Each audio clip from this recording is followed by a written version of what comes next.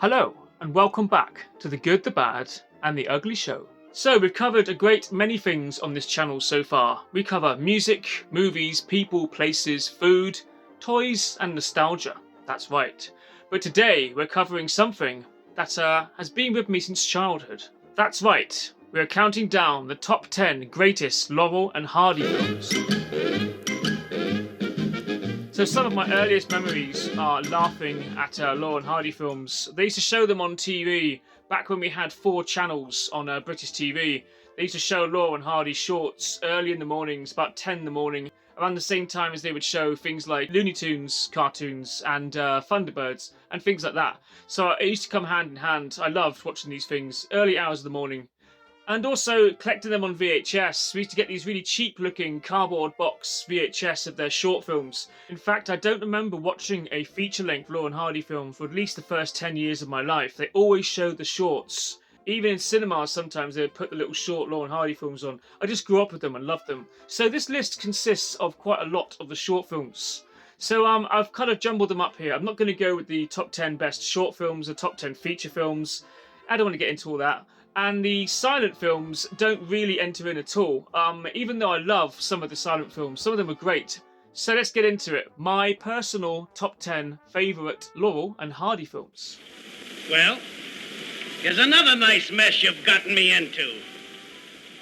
So coming in at number 10, we have Unaccustomed As We Are from 1929.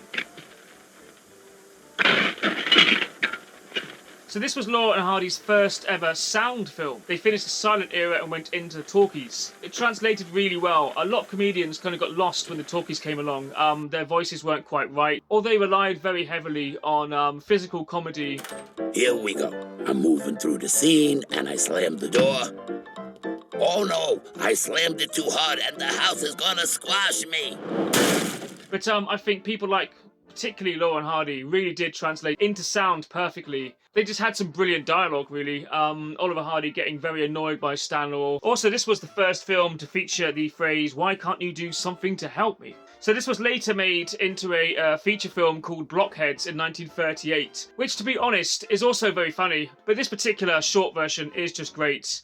So the premise of it, Ollie invites his friend Stan home to meet the wife and to try the wife's cooking. The end result is the angry policeman's neighbour's wife being in a trunk. So yeah, we get from one to the other, from A to B. And how do we get from A to B? Go and watch the film. But yeah, I love the whole premise of it. So Oliver Hardy's bragging about how amazing his wife's cooking is and what a feast we're going to have. And Stan Laurel kind of asks, he says, "Oh yes, we got that, we got this," and he takes him back.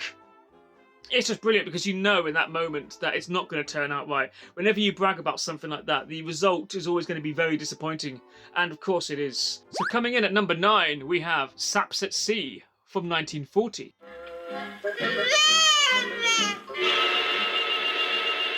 So this was the last film they ever made for Hal Roach. Stan Laurel was having issues with Hal Roach about renewing his contract, about how much they were being paid, and all this stuff came into play. Eventually they went off with another company and they made films like Air Raid Warden and The Bullfighters and all that stuff, which wasn't anywhere near as good because said company didn't allow them to have creative control over what they were doing, wouldn't allow them to write the comedy, and as we know, they wrote comedy amazingly, so a real oversight. So this is kind of one of the last great films they ever did. I think it might actually be the last great film they ever did. It was all a bit of a mess after this, I think. So the final great Laurel and Hardy film. Also the final film to feature actors James Finlayson and Ben Turpin, as they were under contract with Hal Roach and they stayed with that particular company. So they were never able to use them again, which is sad, because James Finlayson was a mainstay of Laurel and Hardy. He always played like the irritated doctor or boss, or just man next door, whatever. You know, he was just a great another character in the Laurel and Hardy films. It was a shame to lose him, really. So coming in at number 8, we have Busybodies from 1933.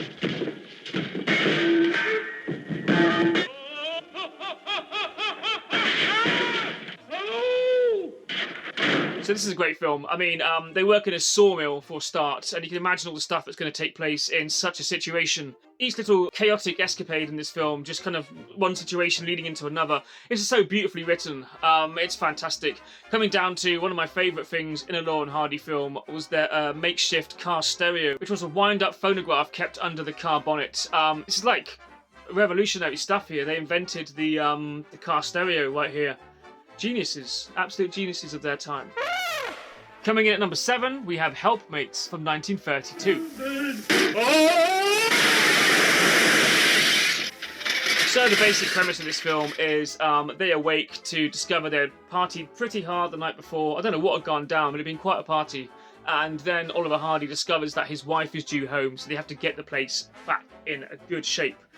You can imagine what happens. It turns out that Stan is like the worst person in the world to help you get anything organised. And eventually Oliver Hardy has to go and meet his wife wearing his ridiculous lodge outfit. And from the end scene, you can see how well that went down when he returns to what's left of the house. Also, this was the first Laurel Hardy film to be colorised back in 1984.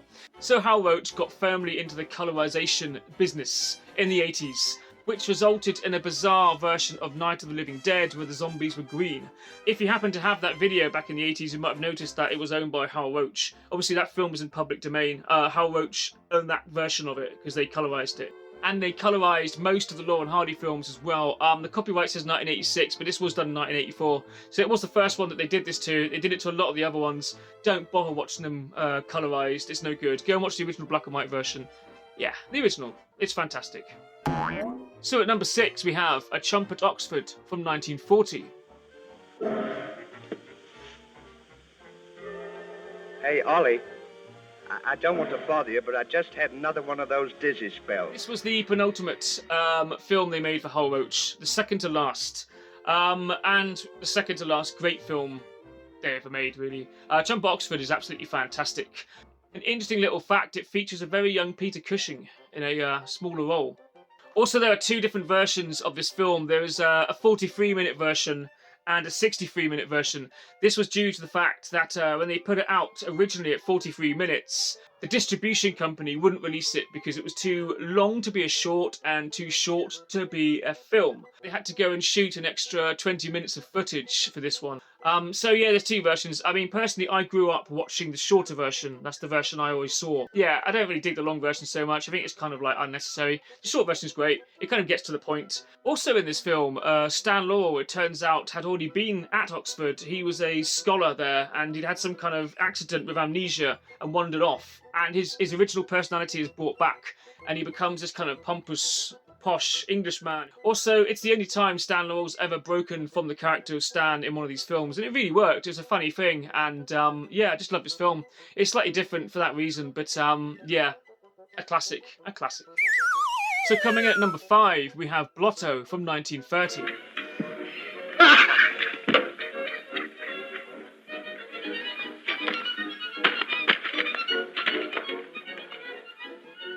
Of course, Blotto meaning drunk in the US and crazy in the UK, apparently. I had to read that up. So this film was re-released and messed about with in 1937, rescoring it, also being cut for pre-code sequences. So the whole pre-code thing, that was Will Hayes. He was like a kind of Cromwellian type for the film industry in the 1930s.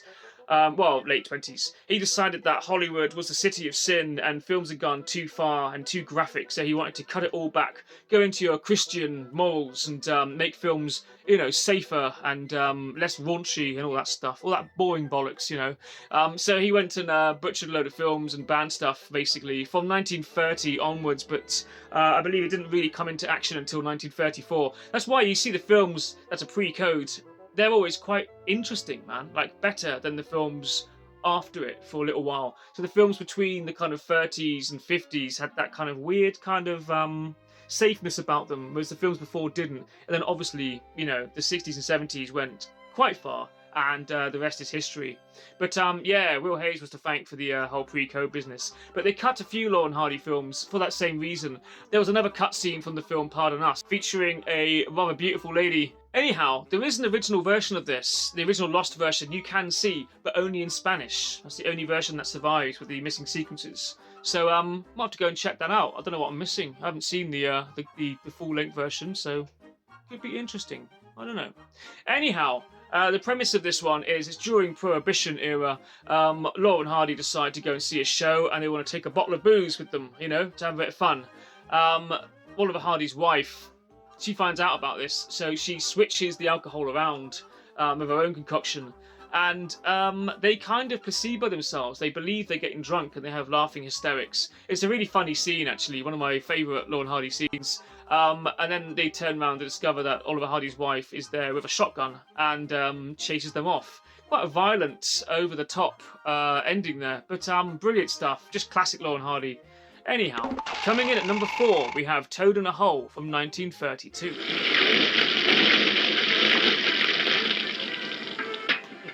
So this film was great. I absolutely love this. Another classic short film.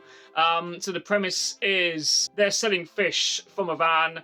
Well, if we caught our own fish, we wouldn't have to pay for it. They get a boat, they try and do it up, and that's as far as they get. It's a fantastic film, classic Laurel Hardy stuff. It was remade years later by the Three Stooges. At number 3, we have Sons of the Desert from 1933.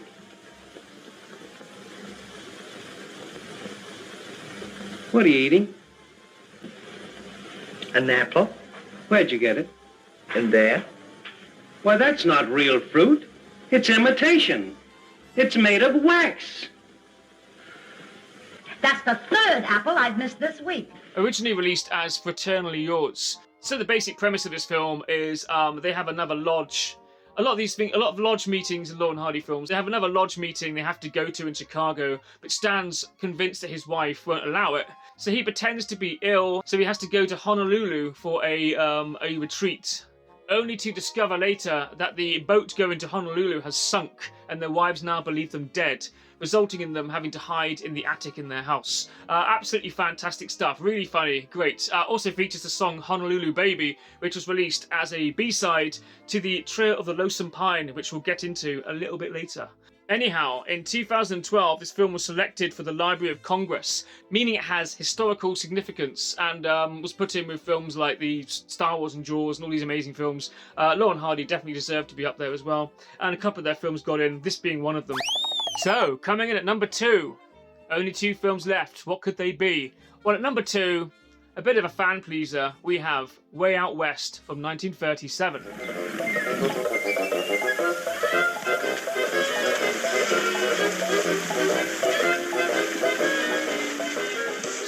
So this film, classic Laurel Hardy, featuring the dance sequence to the wonderful song At the Ball That's All by the Avalon Boys. Fantastic. Some of the music in this film is great. It's a western. It's a very slow-paced, easy-going western, but hilarious as well. It's a lot of fun. They go to the Wild West, obviously, like the Marx Brothers did. The Marx Brothers go west as well, and everyone, you know, carry on cowboy. Everyone's got to do a cowboy film at some point, or western at some point, and this is theirs. Also featuring the song Trail of the Lonesome Pine, which was released in the UK as a single in 1975. There's not a lot to this film, really, but I guess that's part of the magic, really, you know. Sometimes it doesn't take too much, I guess. Anyhow, you know, it's a classic film. It's a classic. So coming in at number 1, what could possibly be my favourite Laurel Hardy film of all time? Well, I think it's an iconic one, a classic one. It might be one of the first ones I ever saw and fell around laughing as a very, very young child. It is, of course, The Music Box. Now ease it down on my back.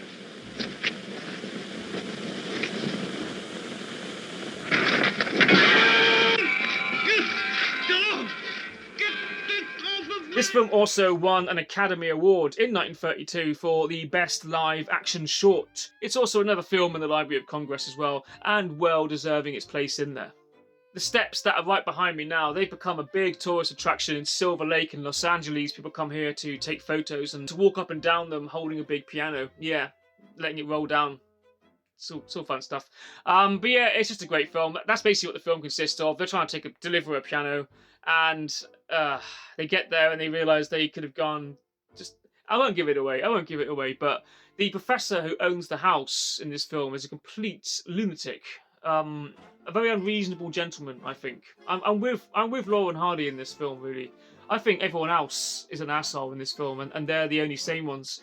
Really, that's just my point of view here. But there's been other stuff like this with pianos in Laurel Hardy films. I believe it was Swiss Miss that had the wooden bridge. They tried to take a piano across it, and then a monkey shows up and kind of gets in the way of all that. So the gag's been used again, and this is also a partial remake of the film Hats Off, which was a lost film from 1927 during their silent era. So yeah, it was so good they remade it again a few years later. I wonder when that film got lost. Was it already lost by the time they made this? Who knows? So anyhow, I think that is my favourite Laurel Hardy film. I think when I'm going to show somebody a Laurel Hardy film and they've never seen one before, I honestly think the music box is probably the one you would go to, just to show them a starter kit, if you like, just to show them what they're missing, and then you can get on to more complex stuff later on, like The Devil's Brother and Swiss Miss. Yeah. Films that get a little bit more weirder and slightly out of the comfort zone of their normal format. Anyhow, they did some brilliant films. There's some great stuff. As I say, the later films, not so great. At OK, Utopia was their final film from the early 50s. That was a very strange film as well. I quite like it in a way, but there's a lot of problems with it. Also, other complicated films like Flying Juices. I think the film The Flying Juices from 1938 is probably number 11 on my list. I love it, but that's another complex film. There's different versions of that out there.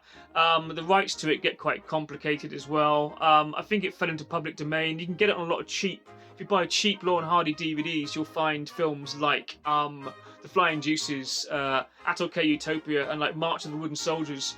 And a lot of the short films, like their very first film they made together, which was called The Lucky Dog. It's fine, it's fun. There's a lot of early Stan Laurel films on his own, a lot of Oliver Hardy films as well. If you go down that route, it's quite interesting. You can buy the big box sets. I used to have it on DVD, or was it VHS? How long ago was it? I don't know. Anyway, I'm getting into rambling now. As you can tell, I do love Laurel Hardy. I'm a big Laurel Hardy fan. Anyway, like and subscribe and all that stuff. Please leave stuff in the comments. Obviously, don't be a dickhead, because that could be quite annoying, as we know. Yeah, we can talk this through in the comments. If I got anything wrong, then, you know, I don't care. I'm a human being. Mistakes happen. Whatever. But I grew up with these films. I loved them. Laurel Hardy were great. Thought it was about time I made a video. And a top 10 seems a pretty good thing to make a video about. Anyhow, I'm rambling now, so goodbye, farewell, toodle pip.